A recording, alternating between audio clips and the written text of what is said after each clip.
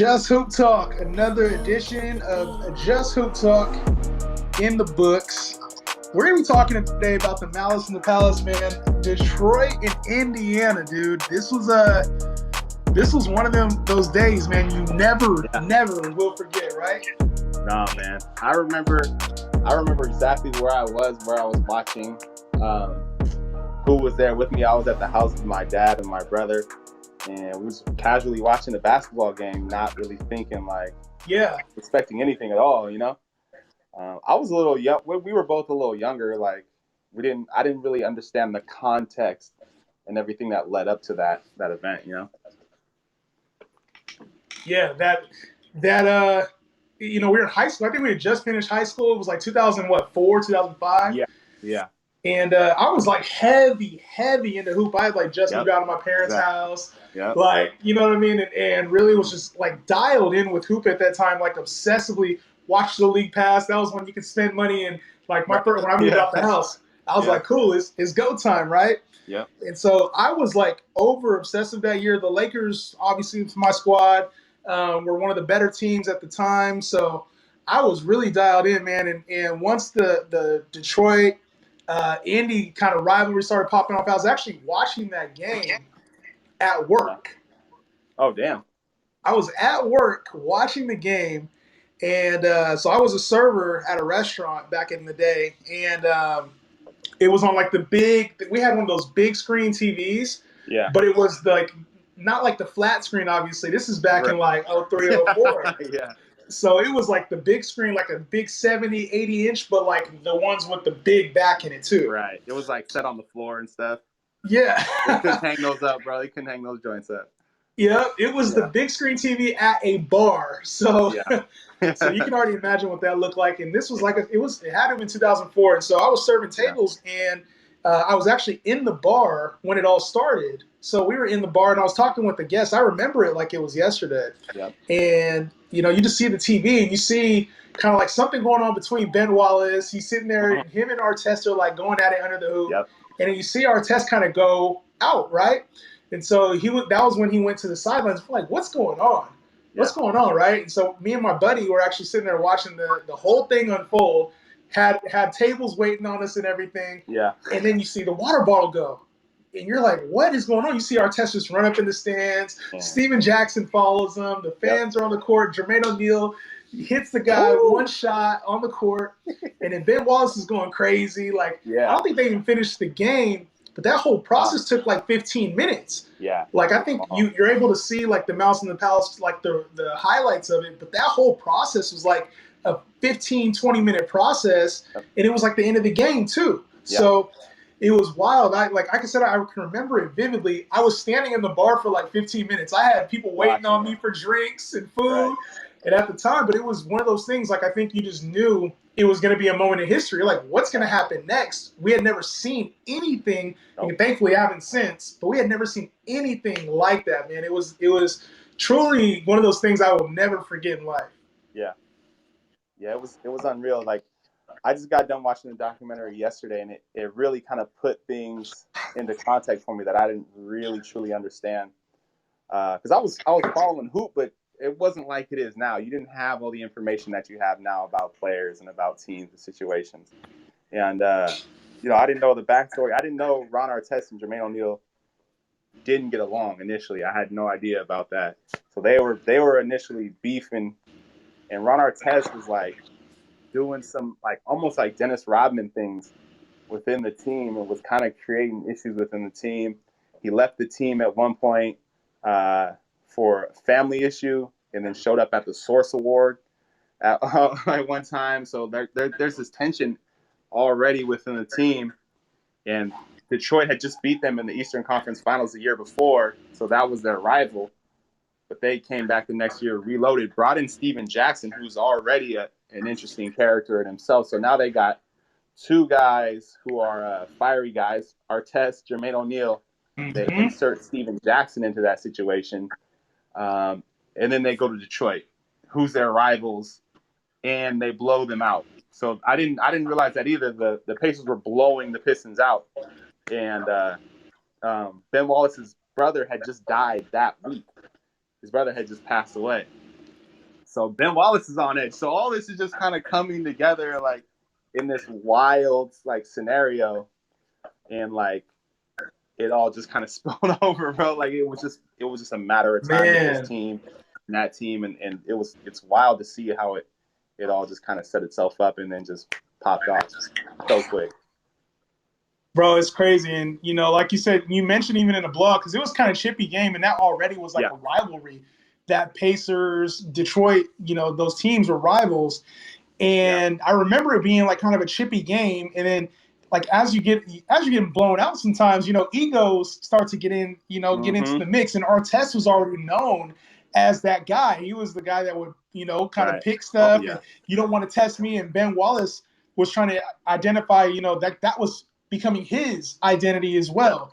Was being the bully, the bad, you know, the bad boys. Round two basically was starting up. So neither of those teams really wanted to go down. They weren't, you know, they had a lot of I would say hotheads on both teams. And you know, it's kind of one of those things where you saw, you know, fighting in division, scrappy game at the end, like you mentioned, the death, and it's just like all of that came to a head, man. It's crazy how it's played out. And how long has it been now? 16, 17 years since it happened?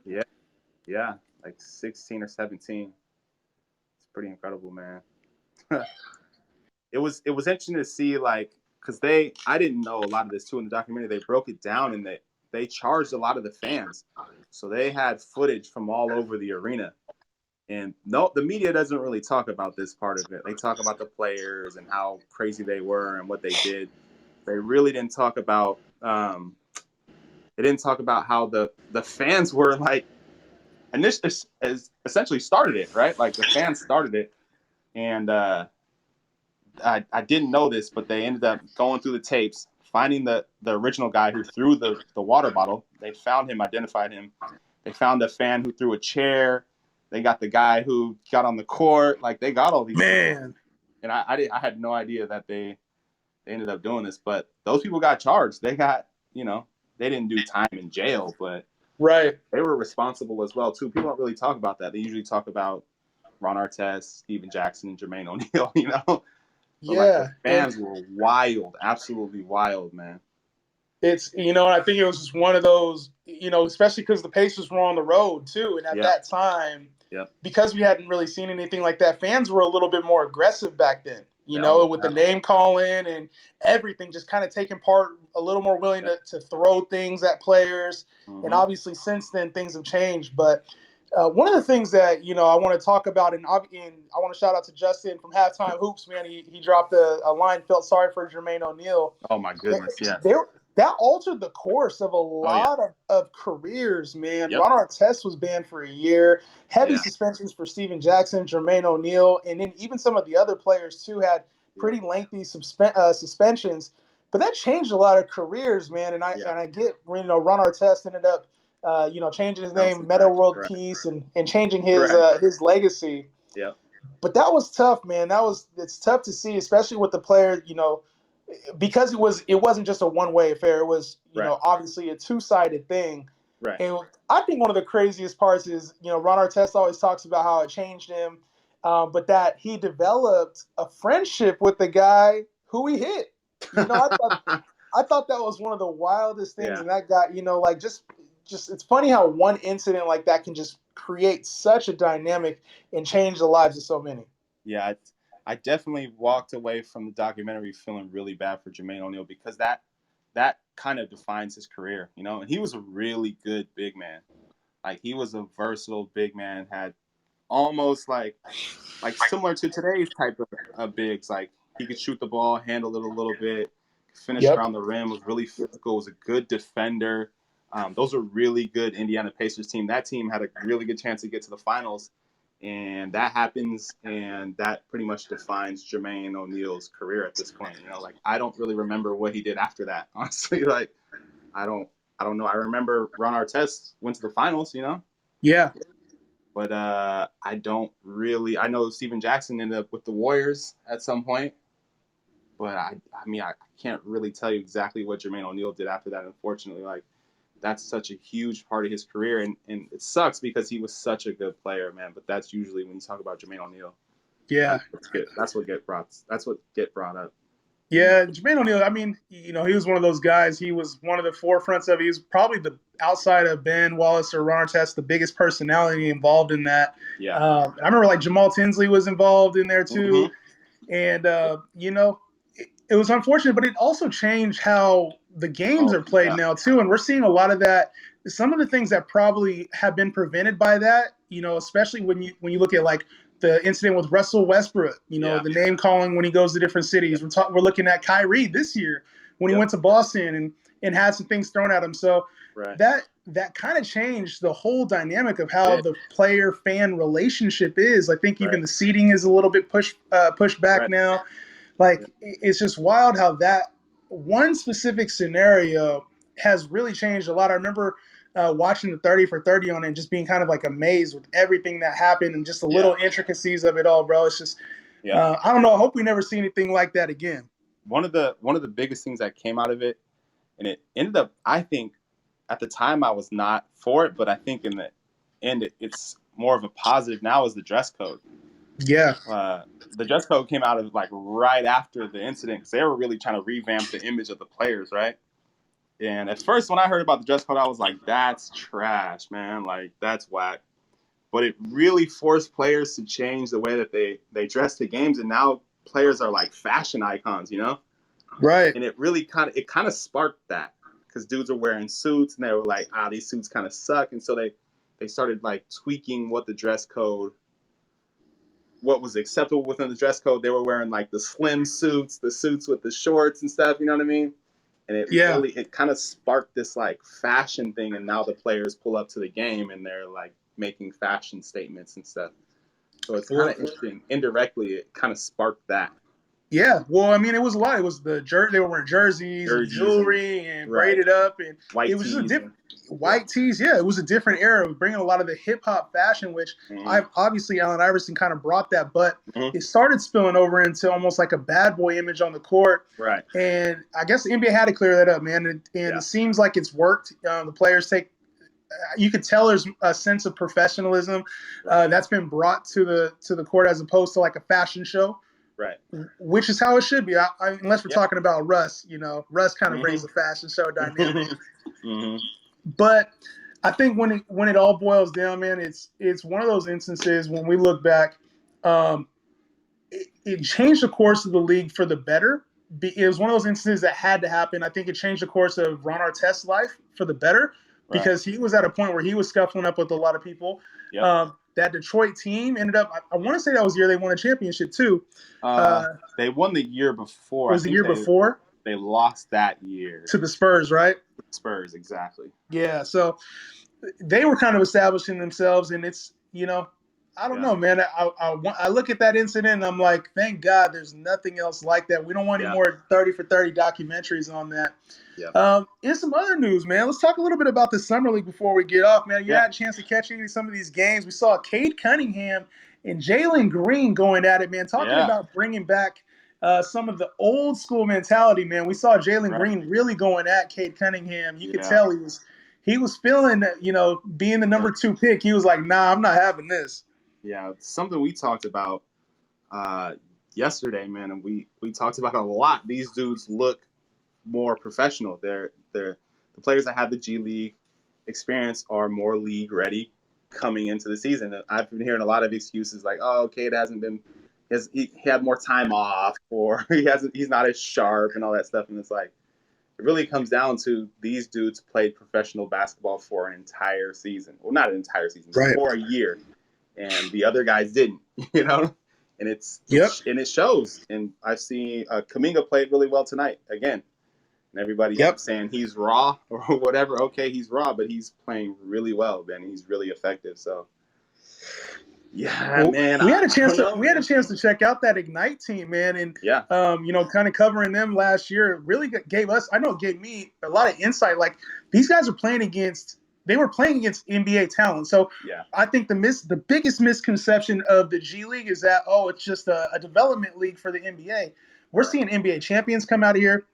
We're seeing a lot of talent that is on NBA rosters come straight from the G League.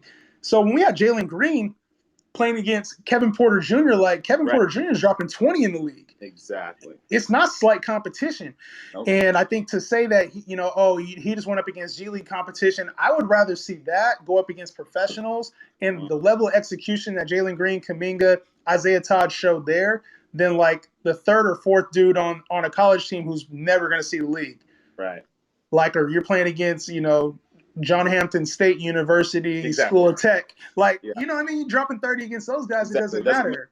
No, it doesn't mean much. Right. But in a bubble atmosphere last year with limited teams, with guys really going at that team too. Like we saw Gary Payton Jr. had a crazy dunk today. He was going hard when he was on the Raptors G League team.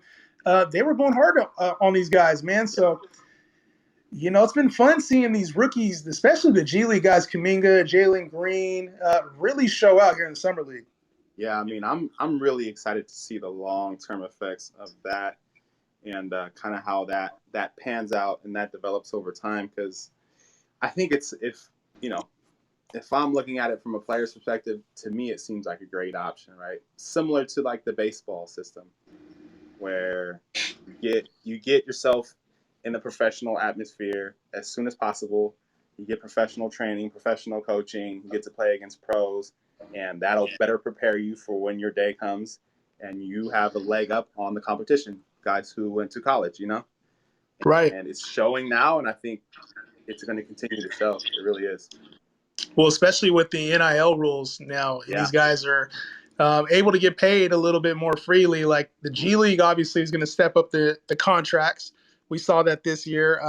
They obviously paid last year. I think it was $500,000 for Jalen Green and Kuminga to come, and they're offering contracts up to $1 million this year. So it's going to be competitive, man. It's going to be competitive. They're trying to attract talent now. Colleges are able to obviously have the players are able to make a little bit of money in college. So it'll be interesting to see how this dynamic plays out, because I don't think there's anything that can replicate playing against professional experience. Like to play against professional players, they played that entire bubble season back to back to back to back games. And watching these guys, it was like they developed so quickly.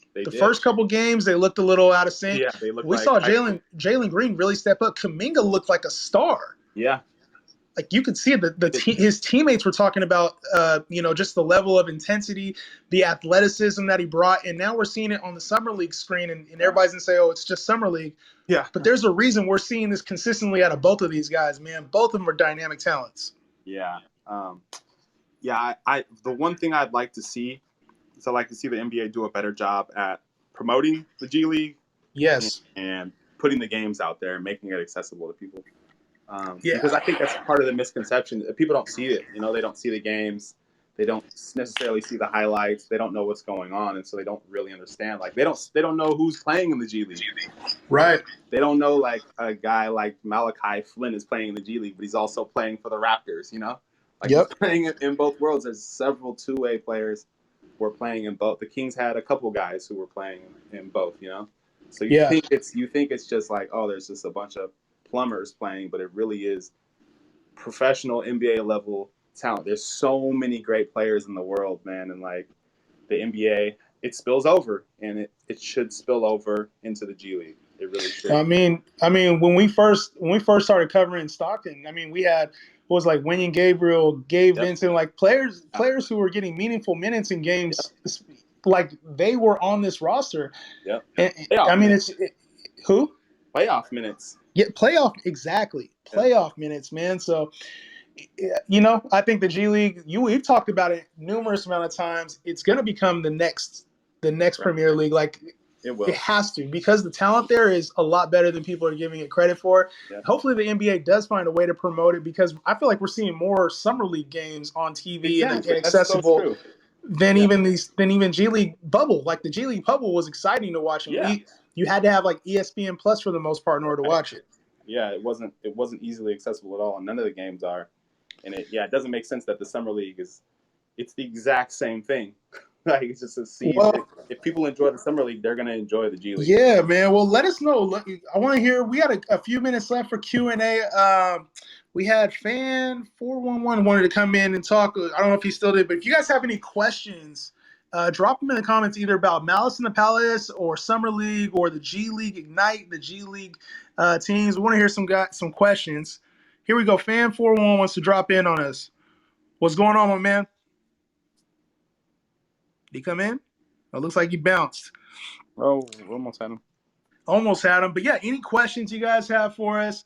Man, I want to continue to watch the Summer League. I think they start a play-in tournament next week on Monday. So that was a couple guys we have down there mentioned the play-in tournament starting up either Monday or Tuesday of next week. So Summer League action's been dope. Been good to see some of these rookies, man. Some of the highlights that have been coming out of there. Your Kings haven't been looking too bad. Bro, the Kings are like all-time great Summer League team, bro. Like I think they've won it multiple times, I'm pretty sure.